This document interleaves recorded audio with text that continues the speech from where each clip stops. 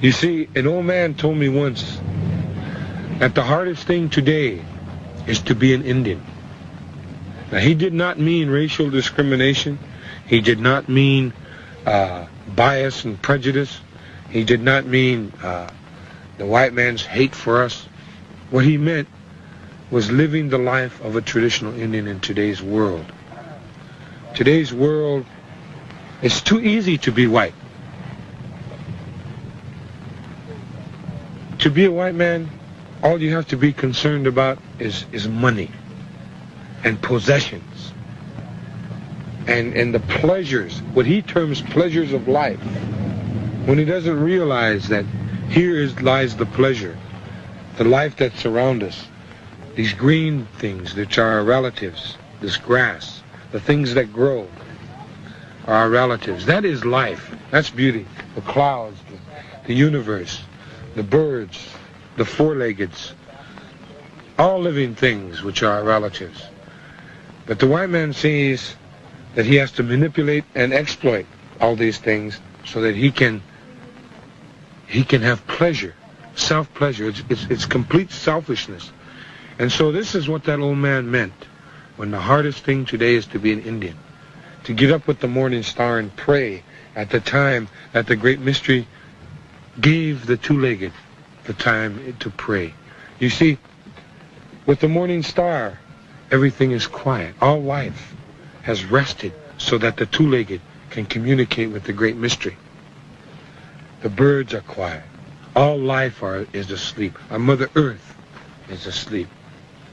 And so at this time in the morning is the time when we pray, as we have recognized that it is set aside for us at that point in time. The hardest thing to be an Indian is to go into the sweat lodge daily, to live the life of our ancestors. That's what he meant. Because it's so easy to be white. It's so easy to go out and get a job and become concerned only with money. And then you start building fences around your house. And you start building fences around your cities. And you start building fences around your states. You start building fences around your country. And all this time you're building only a fence around yourself. And that's the fault of the white man. He is by himself. He lives by himself. He has no relatives.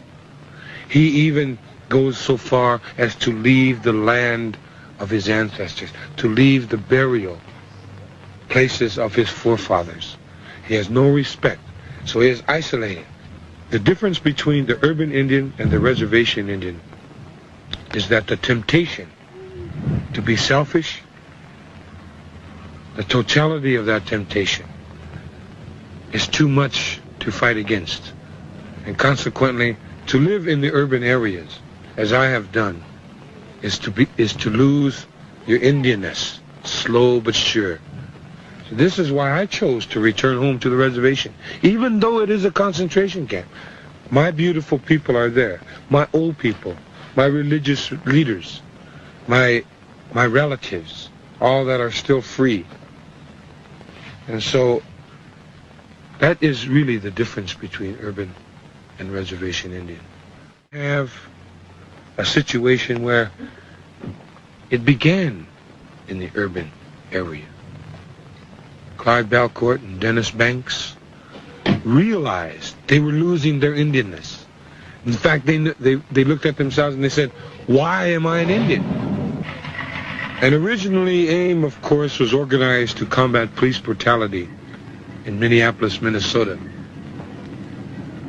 But it grew because the ideas of self-determination, the ideas of being able to stand on your own 2 feet, eye to eye with the white man, and say, wait a minute, stop.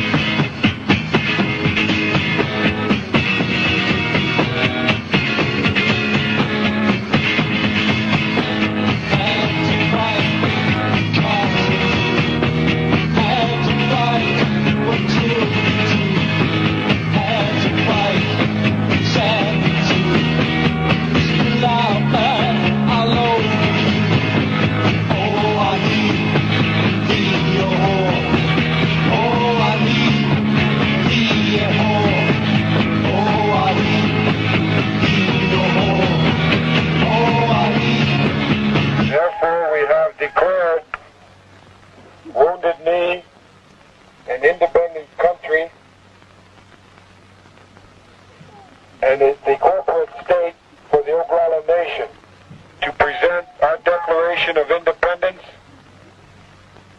and we are asking that the United States government